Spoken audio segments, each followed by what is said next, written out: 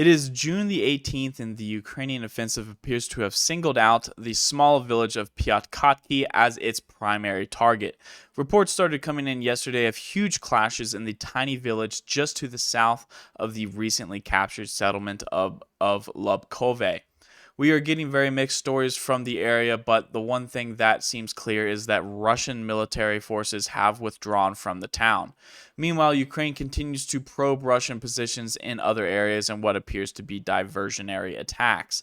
After the initial shock of the start of the Ukrainian offensive, the Russian military has decided to end the pause and restart probing attacks on Ukrainian lines in the Donbass, placing pressure on several key towns. We will also take a close look at the effect of a relatively new weapon that is causing outsized losses on the battlefield. All of this in today's Frontline report. When we last left off our discussion on the Ukrainian counteroffensive, you will have noticed on the southern front there are three main directions of attack for the Ukrainian military. First, the area of Velika Novosilka on the eastern or right side of the screen. The town of Orekiv, which is in the center and sits among a web of road networks that connect it to the Russian-occupied and strategically important settlements of Tokmak and Pologi. And finally, a third direction close to the Dnieper River with a clear goal of freeing up the settlements of Kamyanske and Vasilivka, both larger towns which sit on the E105 highway that runs between the cities of Zaporozhye. Hold on, let me pull it up for you guys. And Melitopol, the latter widely thought to be the ultimate objective of the entire Ukrainian offensive operation. So our main focus is going to be on this section of the front. In the small village of Piatykhatky, which is a mere kilometer to the south of the previously recaptured town of Lubkove. Video footage which came from Russian sources and is hence likely a Russian drone, shows Ukrainian armored vehicles and tanks entering into the town via the back road. I'm actually going to, if you guys give me a second, I'm going to zoom this in a little bit more for you guys so you can see the settlement, and that way you can compare it to the video. But Ukrainian armored vehicles and tanks were entering into the town via the back road leading in from the northwest. You can see in the video Ukrainian infantry fighting and entrenching themselves in the forested area to the west of town. The video then goes on to show Russian artillery targeting the Ukrainian assault troops and vehicles to some effect.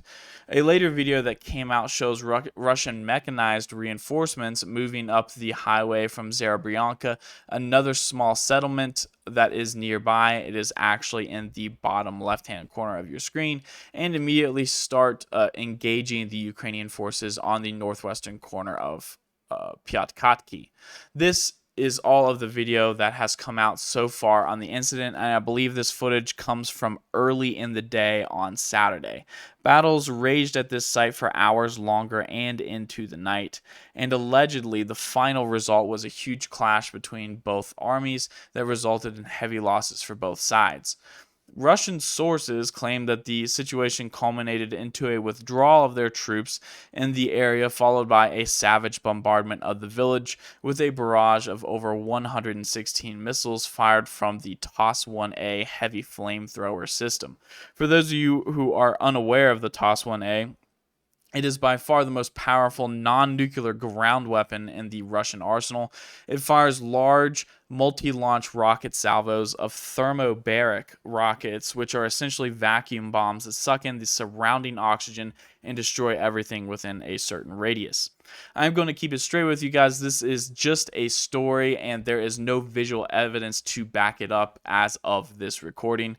In the video, we have the town. In the video we have of the town, there are destroyed structures, but no real evidence of a bombardment to this scale.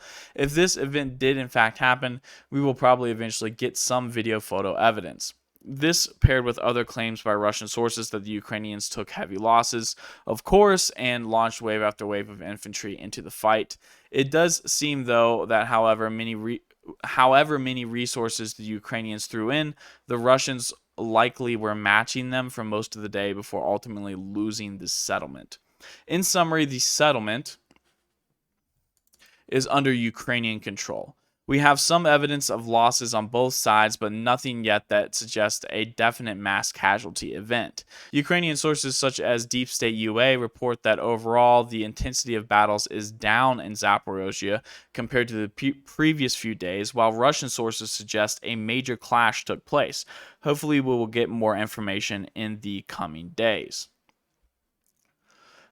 Now we are going to move on to other areas of the front where we have some interesting developments, but firstly I would like to ask that you please consider hitting both that like and subscribe button, actions that are totally free for you to do but are a big help for me to grow the channel. Also consider hitting that bell icon so you do not miss the next update. If you want to support the channel, consider donating through the super chat feature in the comments or use the link in the description to get up to 60% off on a subscription to Babbel, the world's best language learning app. Next, we are once again going to cover the Dnieper River floodplain. We have some interesting information coming out from various different sources that Ukrainian amphibious troops have re-seized the Dnieper River islands in between Kherson and Oleshki. This does not necessarily mean there was a battle for these islands. They were abandoned by both sides due to the flood, and it appears that once the water dropped, the Ukrainians took the opportunity to move troops across the river. Of course, if it turns out there are any inaccuracies here and the Ukrainians have more or less ground, I will be sure to correct the record. But a lot of this was previously occupied by Ukraine before the flooding began, and it appears they've moved in and perhaps taken a little bit more.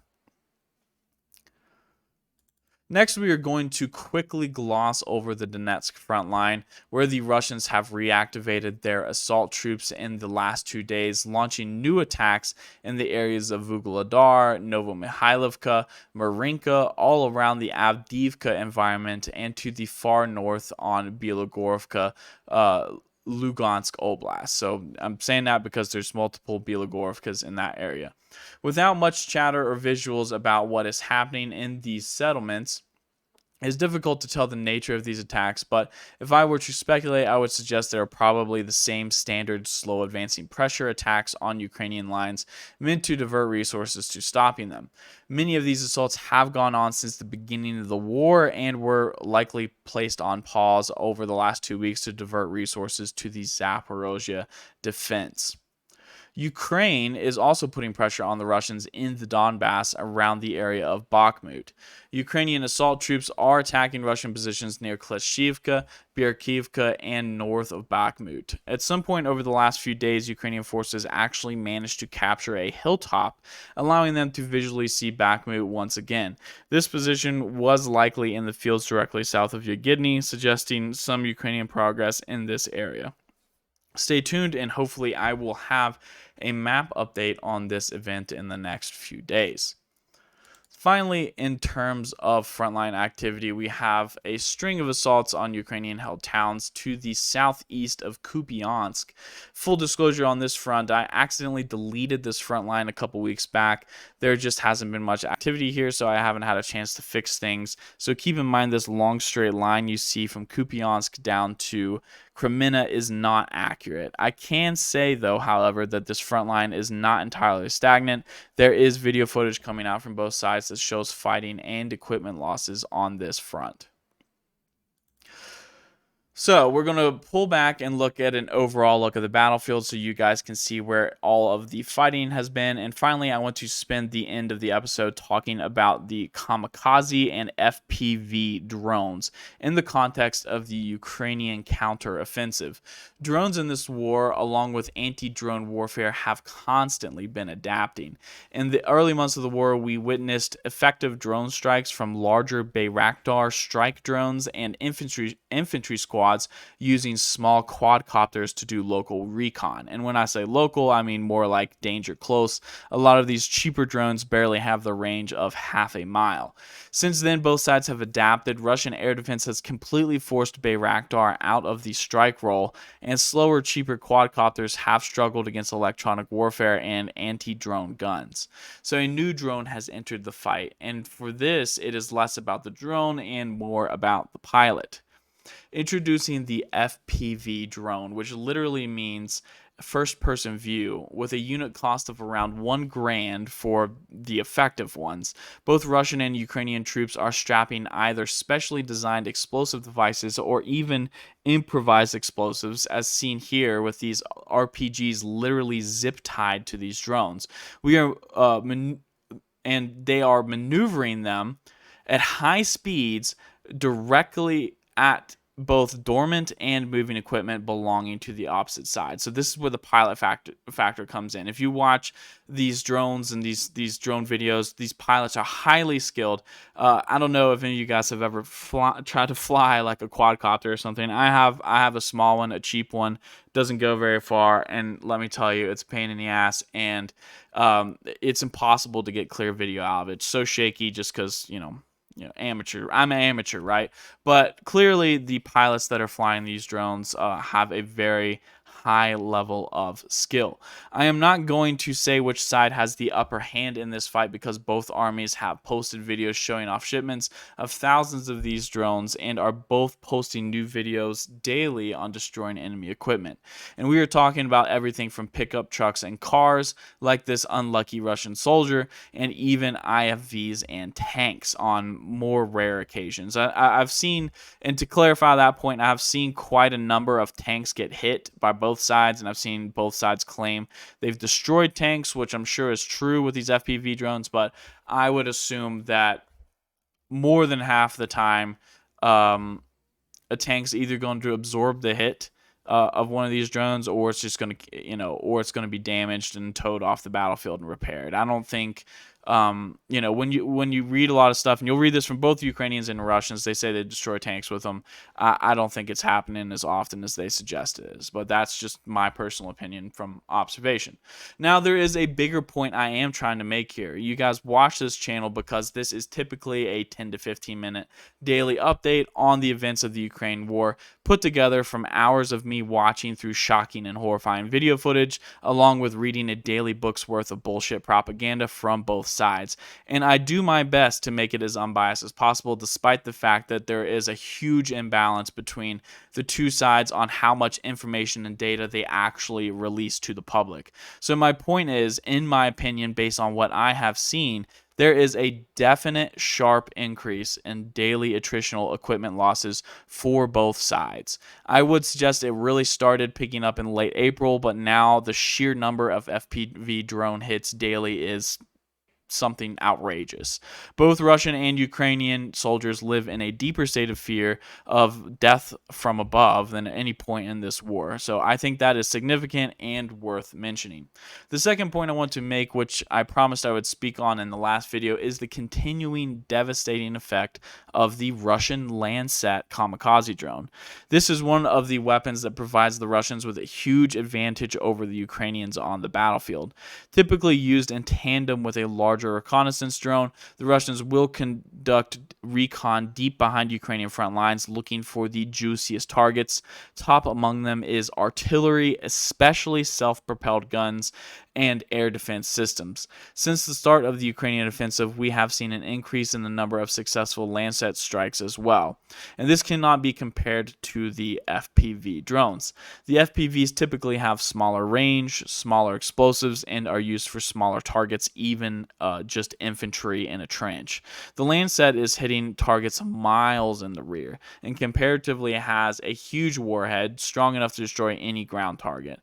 In my opinion, for Ukraine to have success in this war and success in this offensive, the number one problem they need to solve is the Landsat. They have to find a way to bring these drones down en masse, or they will keep destroying the most vitally important equipment for the Ukrainian war effort, meaning their support equipment, artillery, and air defense.